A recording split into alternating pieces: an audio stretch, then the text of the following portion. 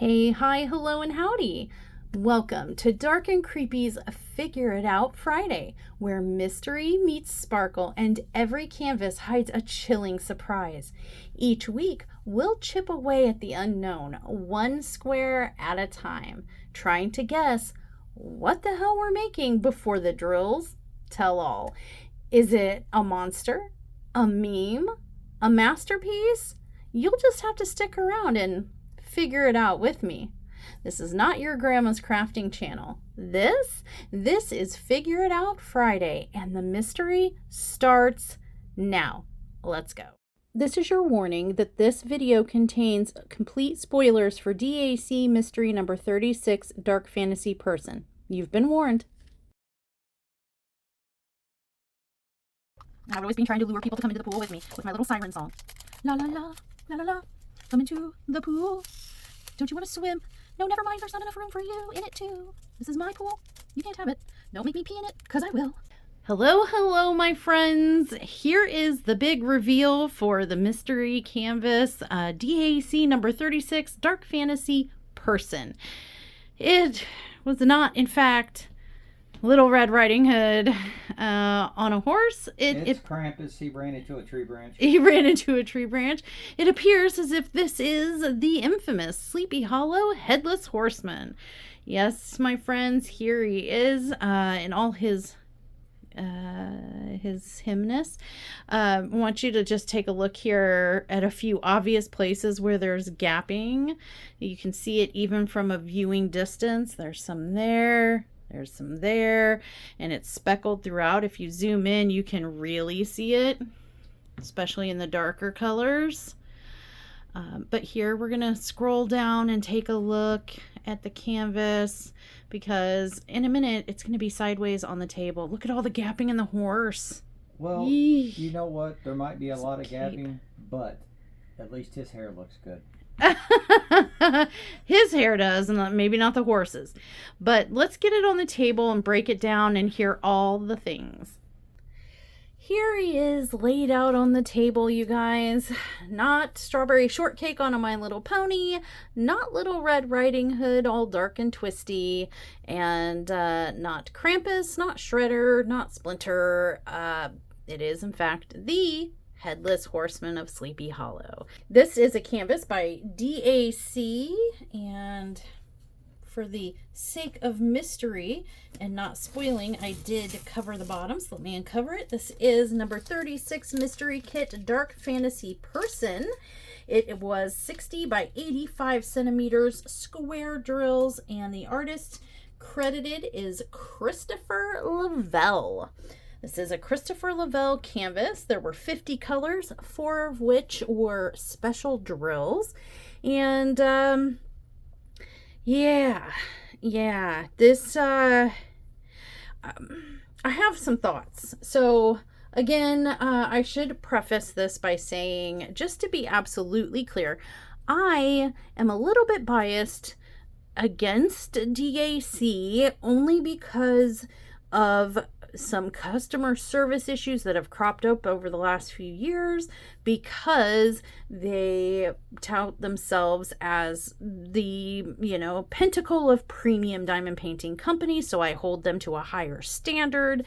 And because over the years, there's been a shift in their artwork offerings that have been gleaning from more normalized and even some darker canvases and shifting those all to more cutesy, and that irks me a little. So even some of my favorite artists from there, like Christopher Lavelle, Ana Muerte, I'm trying to think of Ines Guerrero, kind of. Sometimes I like her stuff, but those have even started getting softer in my eyes. So I'm a little saddened by that. Also, I'm not a huge fan of the simplistic nature of DAC canvases. They tend to be very line blocky, simplistic, not at all advanced, or I don't know, a challenge, or it has a hard time holding my interest because it's just so very line blocky and Yeah, those I'm putting that out there now so that as I go through and talk to you about some of the things about the canvas, I'm being upfront and telling you I sort of lean against DAC products and as a company. So you can have that in mind and decide for yourself if that bears any weight when I discuss the pros and cons of this canvas. So with that out of the way, pros, it worked up pretty quickly. Uh, that's been my experience with the DAC canvases I've worked on thus far over the last couple years, is they're very quick to do, simply by nature. Like I mentioned, very heavily line blocky and color blocky, so they tend to go pretty quick. And if you're looking for something that you want that's a little larger but really quick to do, hey, here you go. It came with special drills, multiple special drills. I guess we can put that in a pro. A little extra bling on a canvas, never hurt anybody. The image came out clear. We can clearly see what we're looking at and who we're looking at, though in my opinion the background looks a lot better than the actual subject matter, in that the details in the background, I don't know, just seem more realistic than the actual subject matter. Seems very cartoony. There were enough drills. I didn't run out of any. And the canvas itself, being a mystery, did disguise the image very, very well. You could not clearly see what the image was just by looking at the canvas naked, if you will. Cons. Ooh, here comes the laundry list, my friends. I'm sorry. But cons. The gapping. The gapping. It was infuriating because there are areas of gapping, and then that caused areas of crowding in some other places, and I had to fight some popping drills here and there. The gapping is real, my friends. I'll put a video clip in here so you can see front and back the gapping. The gapping is even evident if you look at it from behind with the light showing through in the front. You can look. You can see the gapping. There's a big line of gap right there. I didn't realize. I knew it was bad, but I didn't realize it until I held it up for you and looked through from the backside. Yeah, I was like, that's not normal. And that was probably my biggest complaint. Another con I have about this canvas is the simplicity of this, the line blockiness of it. It came out cartoony. Look at him and the horse. It looks very cartoon-esque.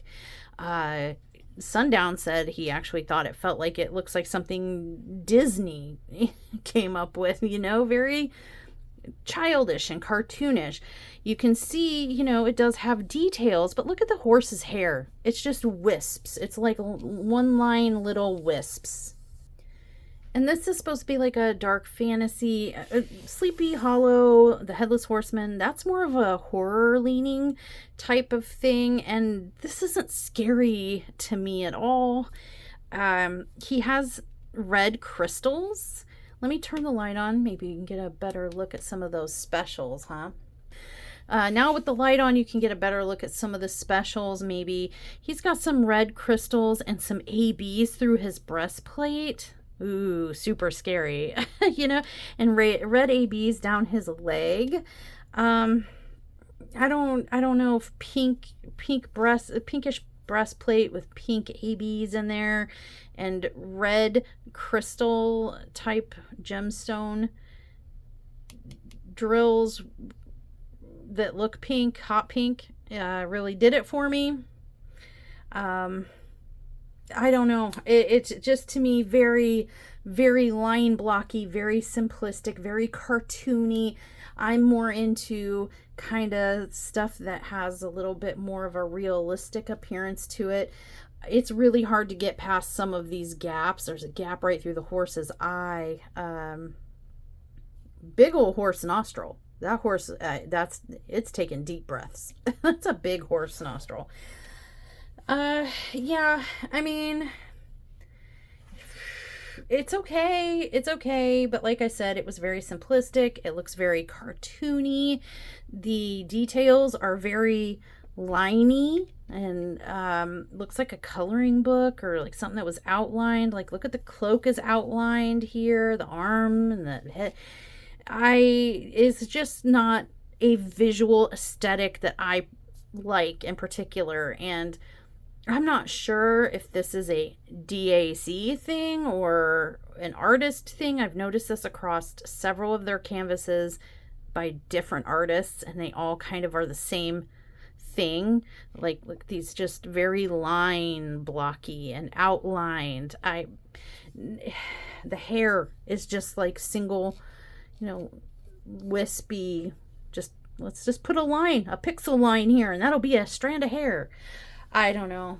I feel like there are things that could look better. The cape looks really good. The background looks phenomenal. I think they did a really good job with that. Creating the atmosphere. It's just the main guy himself didn't really do it for me. And I'm a huge fan of Sleepy Hollow and the Headless Horseman and all that kind of stuff. That's right in my wheelhouse. So it's not an issue of I don't like who was represented on here. It's not me hating on him because he's not Little Red Riding Hood. I much rather him than Little Red Riding Hood, if I'm being frank. But it's just look at all the gaps. The gaps are probably the biggest kicker for me. There were some random pixels. I did pull these up to make sure that they were charted this way, and they are. So there's like a random pixel here, a pink right in the middle of the sky. There's a bright blue right here that doesn't really go. I saw one down here. There's a dark blue down here in the middle of the gray mist. And yeah, speaking of gray mist, if this is supposed to be a road or fog or something, I know the horse is like a spectral type of thing, right? I think he's supposed to be a ghost or some kind of specter, and so it might make sense that there are no feet to the horse. I know it's supposed to, I guess, be in the fog, but they needed to make this either really hit home and say fog or really give him feet and say road. Does that make sense? Like, I think this is supposed to be foggy. It just doesn't render fog to me, but I'll let you be the judge of that. What your eyes say to you.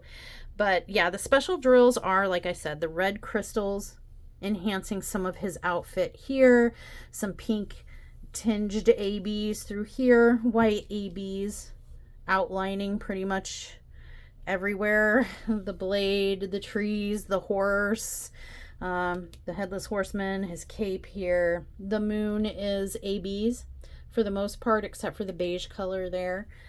But there are some ABs down here in this like murky, potentially fog area here. That's where all the specials were. So let me know, please, in the comments down below, what do you think of Mystery Kit number 36 from DAC by Christopher Lavelle, Dark Fantasy Person. Was this the right category for the Headless Horseman? That's debatable. I would say it was more horror, but hey, fantasy, I guess, could also apply. Are you a fan of Christopher Lavelle? Is this representative of his normal caliber of work?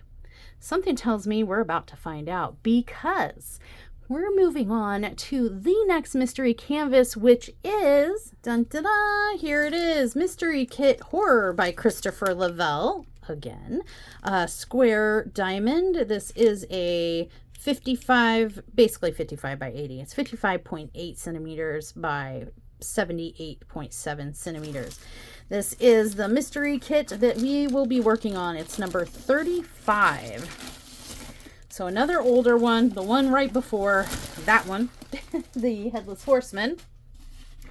This is what we're going to be looking at, and it's category horror, if I didn't already say it. And here it is, my friends. Yay! Here's our little sheet of mystery situations. 58 colors, it looks like here. We've got 1, 2, 3 specials that are jumping out at me, and that looks to be it. Here's our color palette. Let's see if we can learn anything from this here. I'm seeing dark blue, medium blue, ink blue, light blue. I see blue ABs. I see a little bit of brown, some camel, some like tan, rosewood, medium brown, light brown, some dark green, some like moldy, mildewy green. We do have some white ABs here. There's a spot of red down in here, just a little hint of it. So it looks predominantly blue with supporting brown and a hint of red and green. That's the overall color story I'm getting from this, my friends. And now it's time to kit this up because we need it ready to go. Why? Because it's going to feature in our staycation, our hot as hell summer staycation content palooza coming in a couple weeks. We are going to be seeing a lot of this canvas. So let's get it ready. I am preparing the trains for kitting up, and I wanted to show you the special drills. This is one of them. It's 141. It's a white AB. Then we have our second one of 3, which is 115, a red AB. And look how few there are in there. And that's with extras. How disappointing is that? I'm just saying. And then 101, a blue-gray AB. And there's very few of those in there as well. But those are our 3 ABs. But while we're talking about disappointing few numbers, here are some other packets I came across. 814, and look, it's a beautiful deep blood red kind of color, but look how few there are in this bag. What a waste of a container that's gonna be. 318 gray. Look, that's so few in there. What? Another container waster. Like, is this gonna be really necessary? It's a bright red, 498. Look, here's like, and this one, 355. It's like a mahogany color, or rosewood maybe, but just what a waste of a container those are gonna be. Ay. Oh yes, what a mess I have here on my desk. I think I'm ready to start kitting up. I've got little piles of container-sized trains here, train baggies here, and I've got a kit. Just needs washi of protection and drills filled. So I thought I'd talk to you guys for a little bit, and I'm like, I don't know what to talk about. And it dawned on me a couple things. One is, anybody curious about farm life? Chickens and ducks and turkeys and babies and all that stuff. We had a couple hens out in the coop that were sitting on some eggs and hatched 3 strong, hardy, healthy babies. And oh, those little nuggets. They are so adorable. It was funny. They were a couple days old when we had to separate the hens from the babies. I don't remember why. Do we remember why? Sundown? That's right. I had to ask him. I'm like, I forgot why. Okay, so basically, Mama's hatched 3 healthy, strong babies. And then we had gone to the store and bought some new babies. And so we took the new babies and we put them in with the hatched babies. So store-bought babies went in with hatched babies.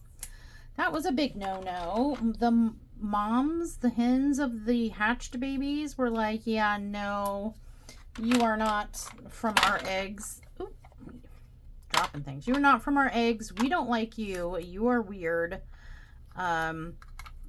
Stay away from our babies.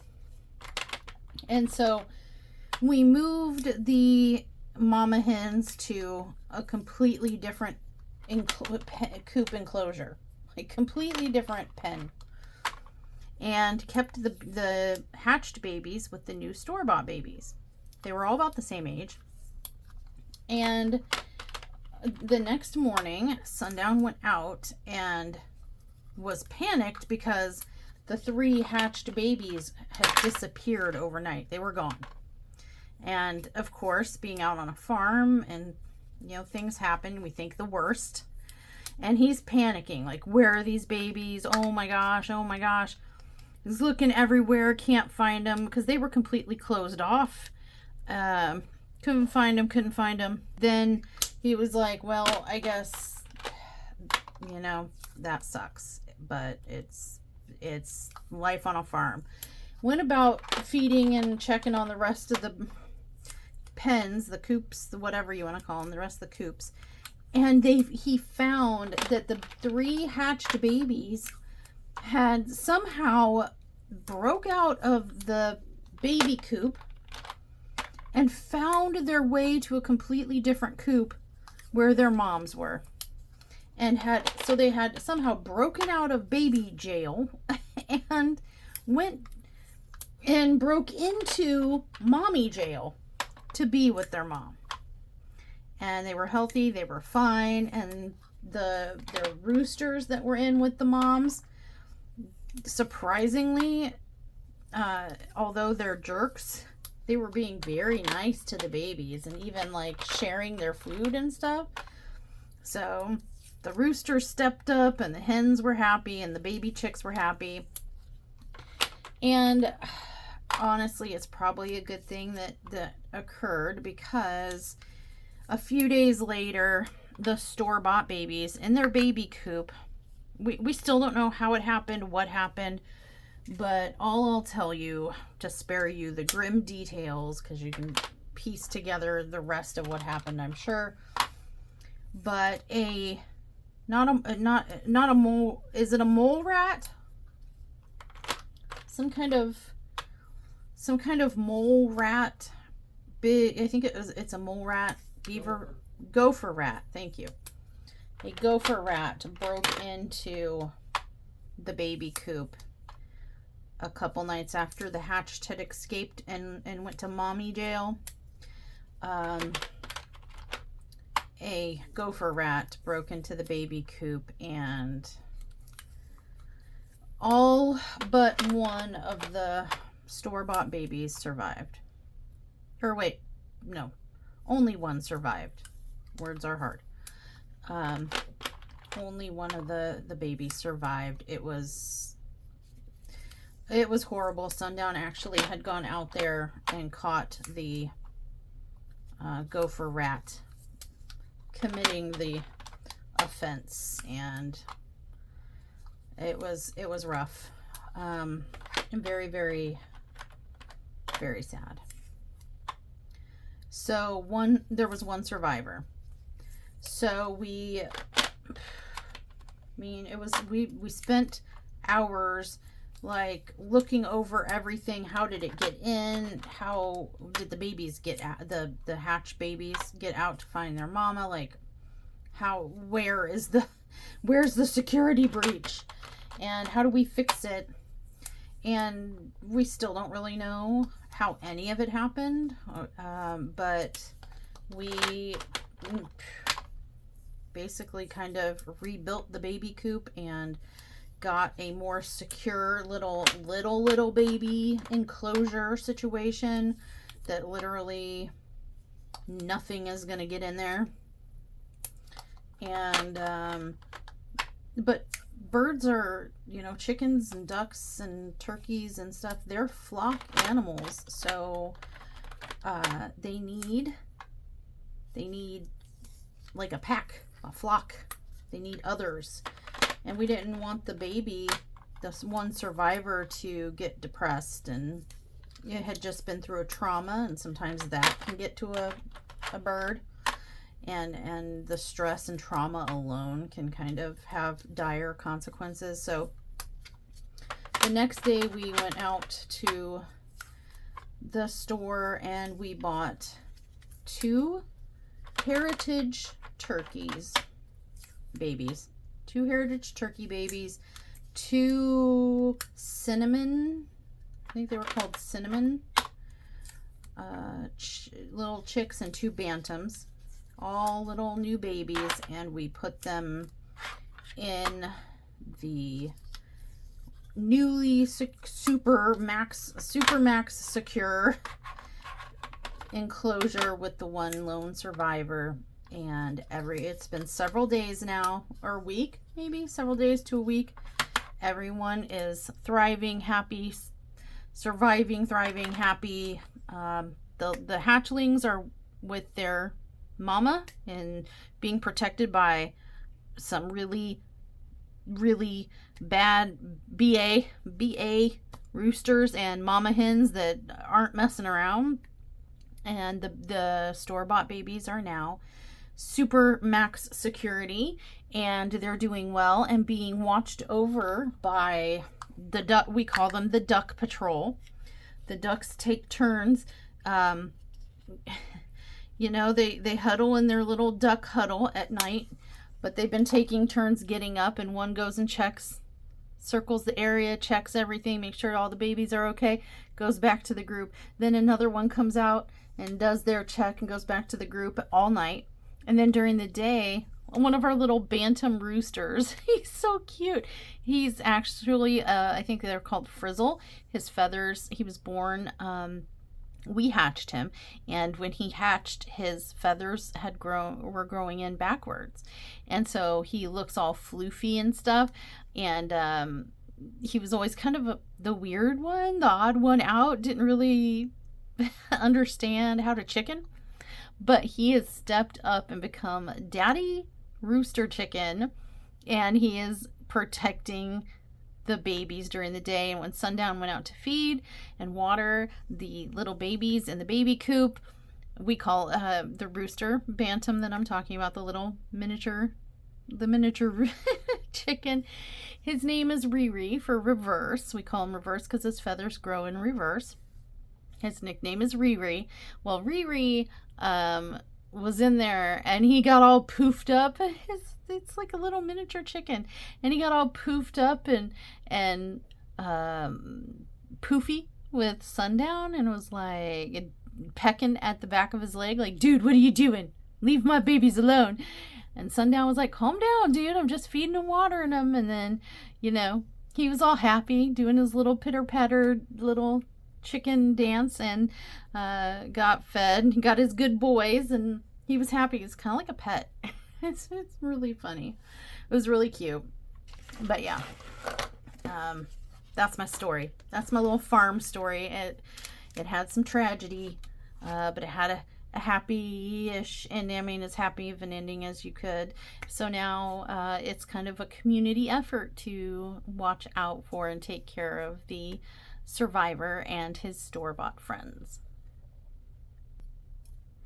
And no, Kristen, we won't be 3860. We won't be dressing up any of the babies in any kind of skirts or other chickeny foul frickin' outfits. Don't even ask. Don't post it.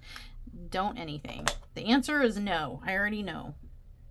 They need outfits. They need skirts. No, they literally don't.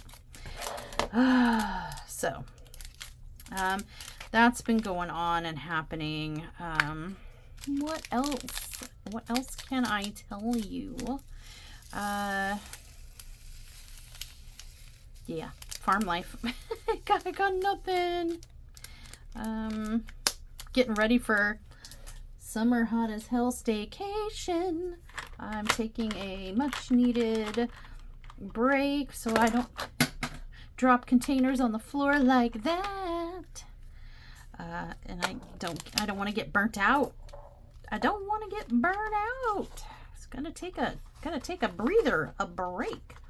But don't worry, there will be content. I'm working hard. Matter of fact, this canvas right here, you won't see again until staycation. Sorry, I have to say it with a sing-song voice because I'm really excited. I mean, it's not going to be like a total, I'm going to be schlubbing it every day, all day on the couch or on the computer or whatever. We do have medical travel and some surgeries and medical procedures and such, but I will have more free time to enjoy staycation. Oh, sorry, it requires a sing-song, okay? So I've been playing 7 Days to Die. It is a video game, a zombie apocalypse horror crafting situation. I have been playing that over on Twitch. Loving it, having a good time. It's my favorite game of life, and I suck at it. But I try real hard, and that's what counts, right? What matters is that you try. Not how good you do, it's how hard you try. Participation reward, award, trophy, right here. But no, I just finished my first zombie horde night. Happens every 7 days. Every 7 days, wherever I am, I get attacked by a zombie horde. And if I survive, then yay, I get lots of loot. And if I don't, then wham, I restart the game. 976. I need 976. I've been having a lot of fun playing that over on Twitch. I'm trying to incorporate it daily or almost daily. Just an hour or two to start my day or end my day, something to look forward to. I find that I don't know, I've been finding that I am more energetic after a play session than I am sitting, getting up and sitting down at the craft table and getting to work. If I play first, I'm more energetic. I am in a better mood and I get more done, and I'm more, I don't know, relaxed yet focused, and it's a huge stress reliever. It's something I look forward to, and I've been neglecting to make time for, and that's one of the things I'm going to be doing over staycation. Is you'll probably catch me over on Twitch quite a bit, living my best video gamer life for a little bit. So yeah, there's that. And these, I'm sorry, but these little baggie of drills, so weak. Weak. And they're the specials too. And they're going to give us hardly any. I'd rather just not have any at all than have 1 or 2 sprinkled on here. That's ridiculous. I feel like I have an idea. I have a plan of how, and I'm probably not on camera for any of this. Sorry. I have a plan / idea for how I want staycation to go, what I want to do on staycation, what I want on my channel. But I may have bitten off more than I can chew. We shall see. It's ambitious. And I don't know how I'm going to pull it off, or if I am. And if I'm not, that's okay too, because I'll be on staycation. You will get the palooza of content that I'm going for. I'm going for kind of like how during summer the nature channel or National Geographic, whatever, they have 141 like Shark Week. That's what I'm going for, the hot as hell summer staycation. I want to Shark Week you guys for 3 or 4 weeks. We're gonna have daily content for 3 or 4 weeks. Now if we get there and it's 3 videos a week instead of 5, I'm talking like Monday through Friday. I'm not talking 7 days a week for a whole month. No. That's not possible for me. But we might get there, and if it's too much, if I can't do it, because I only got 2 weeks. I only got 2 weeks until staycation starts. So, and I got a lot to accomplish during staycation. So, if I'm not able to physically do how I want to do, what my plan is, you'll at least get 3 videos a week for 3 or 4 weeks. Oh my gosh, I keep dropping stuff. SOS, send help. I keep dropping everything. Oh, wasted container space right here. This is so ridiculous. So ridiculous. I'm about to, I don't know. I probably should have just left it in the train because, in the baggie. Look, I showed this to you guys already, but like, look. Ridiculous amount. That's nothing. Why? Why is it even in here? If that's 20% more than what's required, like they say it is, then what, we're gonna have one of these are gonna be on the canvas, maybe 2. Ridiculous. What are you guys doing? Any big summer vacation, staycation plans? Going anywhere? Staying home and doing something?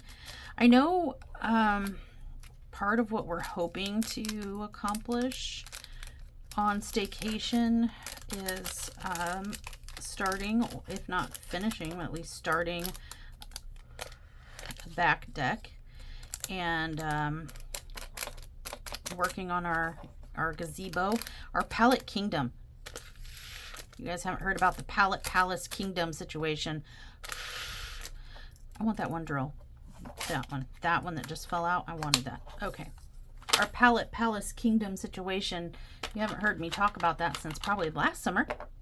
And now it's warmer and we have a lot more space with some trees gone. We are gonna pallet palace it up, baby. Yep. I'm excited. Got lots of ideas. Been seeing lots of videos, watching lots of videos of people doing all kinds of magical stuff with pallets, and we are excited to add ourselves to the pallet palace community. A deck, a gazebo. I would love a pool. Guys, I need a pool in my life while I can still enjoy it. So, maybe next summer. That'll be something to save for. It's hard to remember that sometimes in the winter months when it's cold and you're just like, pool schmool, it's too cold. Who, you know, but then summer comes and then you're like, oh my gosh, I wish I would have kept saving for that pool. You know, I hope to be able to have one. That was like one of my, I have a couple life, I don't know, bucket list things, and I've been thinking about my bucket lists a lot lately, and there are some things I have to kind of come to terms with the fact that I'm probably never gonna do, and I have to be okay with that. But I can still wish and hope and dream, right? One of my biggest bucket list things is 610. Yeah, that's one. I want to go on a trip to Scotland, Ireland, you know, something of that nature, with Leah. I'm saying a lot, sorry. With Leah and Sundown. But something Leah and I had talked about, dreamt about, wanted to do, and that's on my bucket list. I want to go somewhere foreign and beautiful. Those are her choices and mine as well. I like the idea of 3863, Ireland and Scotland myself. Has anybody been? Any of you been to Ireland or Scotland? I just, everything I've seen about it, whether TV show, documentary, pictures, word of mouth, everybody says it's so beautiful. and green and lush and sometimes foggy or something. And just magical, beautiful rolling hills and just super beautiful scenic temperate climate. And I want to take her there. It's one of her dreams, and I want to do that with her before my time on this plane is done. And another bucket list thing I had is a pool. I want a freaking pool at my home to swim in. I would during the summer. I don't know. You would have to force me out. I would return from human to prune in like 0 flat, because I would just live in that pool. Just be like, only time I would come out was to go to the bathroom, and then I'd go right back in. For being a Taurus, I somehow am. I like hiking. I like Mother Nature. I like the Earth's beauty. I like earthy stuff. But I'm much more of a fan of water. Swimming. Love to swim. Love to be in the water. I'm terrified of drowning. But still love the water. So there's that enigma. A Taurus who is, the Earth doesn't like me though. I'm allergic to ticks, like deathly allergic to ticks. Those are of the Earth. Bugs, flying bugs, buzzing bugs, any kind of buggy bugs scare the living crud out of me. I go shrieking like a banshee if I hear something buzz or I feel something tickle me. Oh, what kind of Taurus am I?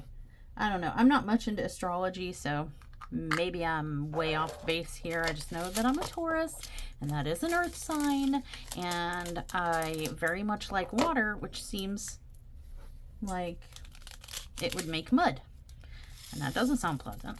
So is there a mud sign? Because that would be what I am then. I would be the mud sign, because earth and water. I would like hiking if there wasn't anything that could sting me or bite me and take my life. I would be much happier on ground than I am. But yeah, you would think I was a mermaid or a beached whale, somewhere in between.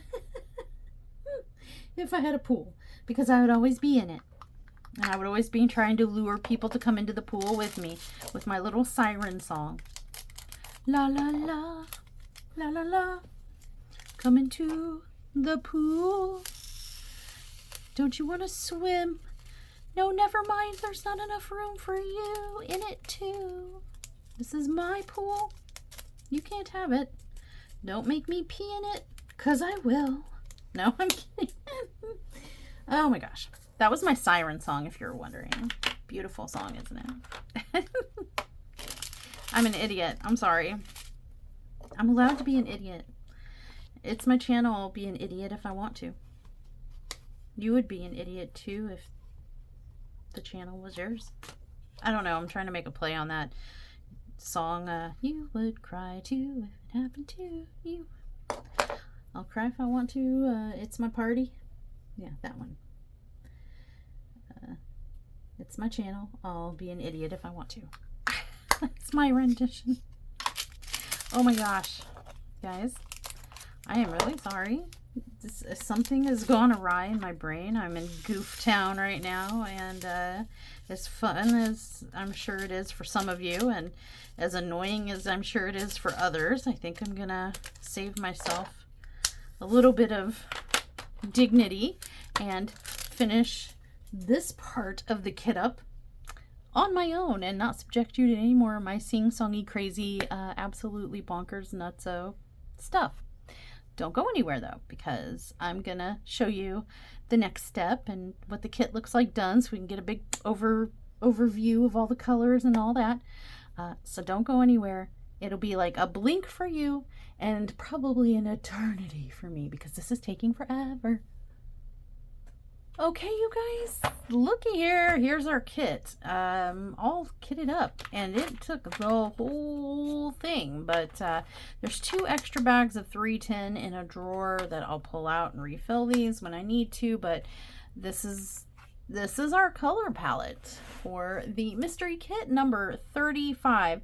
All that's left for me to do now with this kit is to try to keep these stickers on here. These I forgot to put that in my post review, by the way, of the last mystery kit from DAC. But DAC label table sticker situations, not fantastic. They don't like to stick. In any event, the only thing left for me to do is organize this in a way that makes sense to me, which is 1, 2, 3, ABC, like symbols. And I'm going to go ahead and do that. And then this kit will be ready to work. And we'll see it again soon in the summer staycation, hot as hell, exciting stuff I've got for you guys. So look forward to that. And with that, we are done here. Until next time, stay naughty.